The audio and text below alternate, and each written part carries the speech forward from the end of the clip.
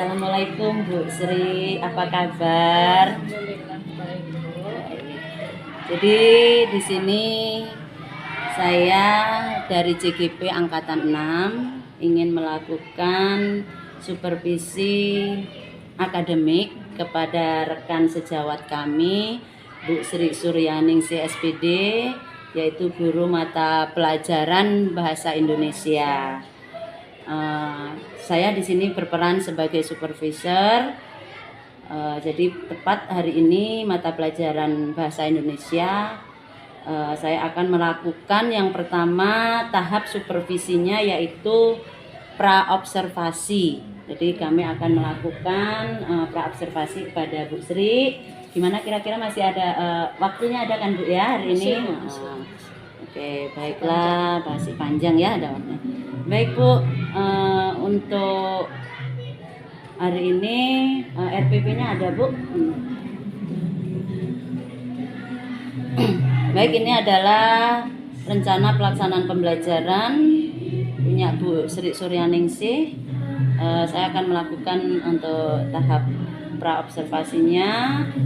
Kira-kira dalam melakukan tahapan ini tujuan pembelajarannya apa Bu?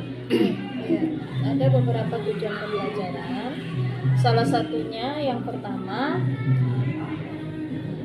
menganalisis ungkapan simpati, kepedulian, empati atau perasaan pribadi dari teks cerita inspiratif dengan baik dan benar. Teks inspiratif ya Bu ya. Berarti apa? Menarik itu Bu. Biasa teks-teks yang bagaimana? Itu teks yang mengajak siswa untuk berpikir, mencari seseorang yang bisa dijadikan motivasi ke depan dia.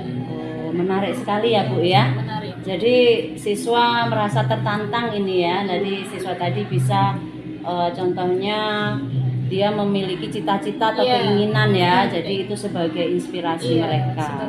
Sebagai motivasi ya untuk mencapai apa yang mereka inginkan. Oke. Luar biasa itu Bu, semangat sangat bagus itu Bu. Baik, selanjutnya dari tujuan pembelajaran itu pengembangan apa kira-kira yang nantinya hendak Ibu capai untuk mencapai tujuan tadi? Iya, di sini kita menggunakan metode problem based learning, Bu. Problem based learning ya. Kita menggunakan metode itu. Kenapa kita menggunakan itu? Memancing siswa memberikan suatu, kita anggap saja tema permasalahan, yang mana permasalahan itu dari ruang lingkup yang sederhana. Jadi mudah terjangkau.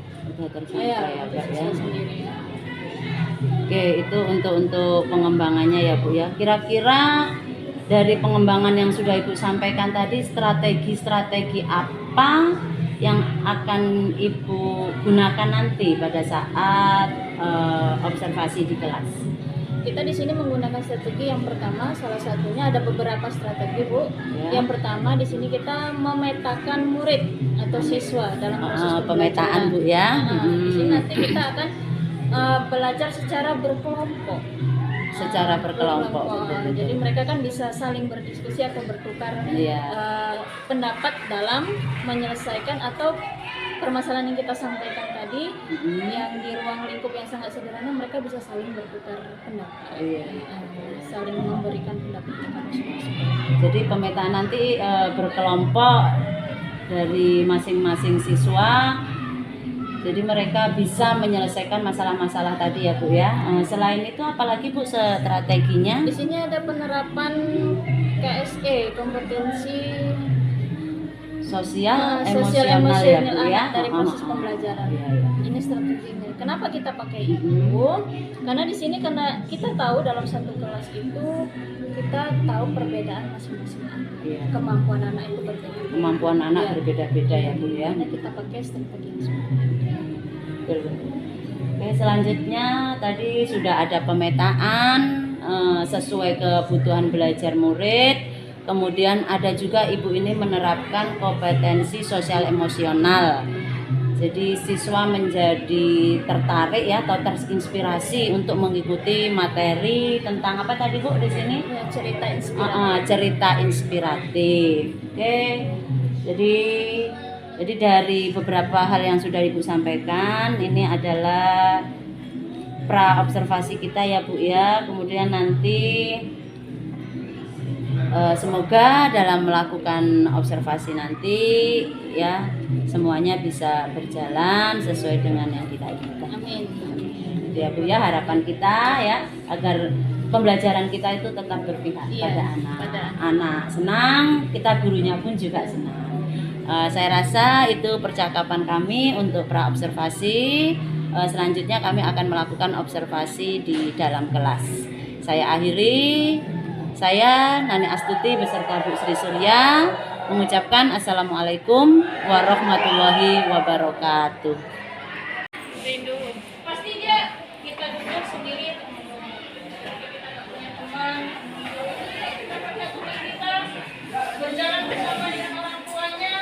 Kita merasa sedih. Lagi perasaan apa lagi?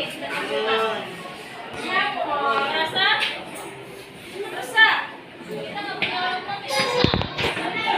Resah dan gelisah. Ya, Ini siapa itu?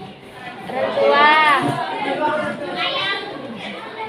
Menunggu orang tua pulang kerja.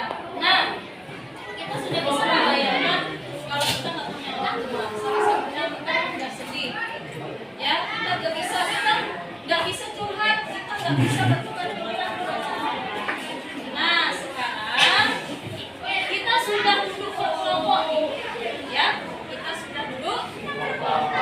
Sekarang Ibu sudah memberikan kesempatan pada kalian untuk saling bertukar pendapat, pikiran dengan satu permasalahan.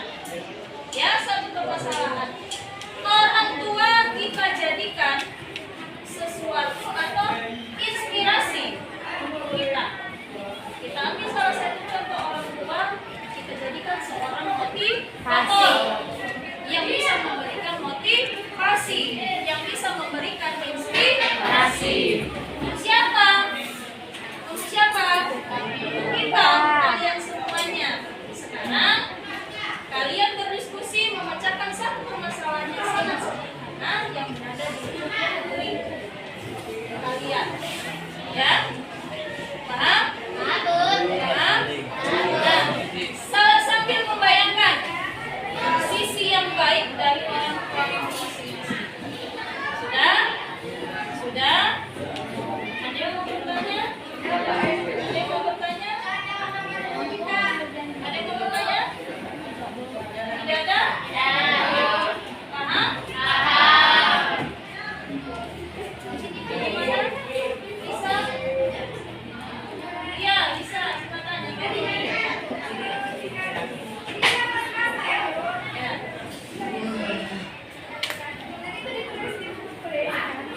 Semuanya nulis atau di satu buku aja? Di buku kelompok satu orang saja yang menulis. Nanti di situ kan tertuang semuanya. Pikiran masing-masing anggota kelompok.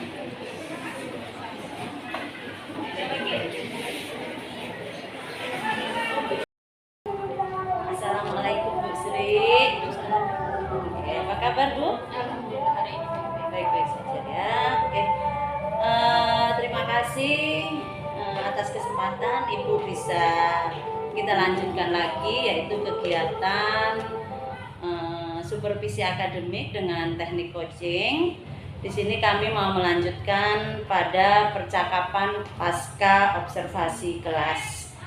Ada beberapa hal yang akan saya sampaikan dengan supervisi akademik kemarin ya Bu ya. Kita pertama melakukan praobservasi, kemudian di situ udah kita lihat tujuan, kemudian strategi yang Ibu capai, kemudian dilanjutkan dengan observasi dalam kelas. Setelah Ibu melakukan observasi, bagaimana perasaan Ibu ya untuk merefleksikan di sini setelah melakukan proses pembelajaran di kelas tadi? Perasaan saya ketika saya menyampaikan materi, ketika saya berdiri depan kelas dengan materi ini, saya senang. Kenapa saya senang? Karena anak-anak sudah mulai memahami iya. Apa itu inspiratif, apa itu motivasi. Iya Bu ya. Dengan metode yang Ibu gunakan kemarin ya, metode apa itu Bu Dengan kemarin? menemukan permasalahan. Dengan menemukan permasalahan dari PBL ya, project based learning. Di situ siswa lebih cepat memahami ya Bu ya. Karena mereka bisa dapat memilih permasalahan apa yang akan mereka diskusikan ketika mereka belajar sesuai potensi mereka ya Bu ya. Oke, dengan materi kemarin cerita inspiratif ya. Kemudian semalam saya tengok juga ada di situ diskusi juga ya Bu ya. Menurut Ibu bagaimana penilaian dari diskusi itu yang dilakukan anak-anak tadi? Iya, penilaian saya itu anak lebih dalam kelompok diskusi itu anak lebih dapat mudah untuk mencari permasalahan yang akan mereka bahas dalam diskusi kelompok ini. Jadi mereka lebih komunikasi mereka komunikasinya ya Bu ya.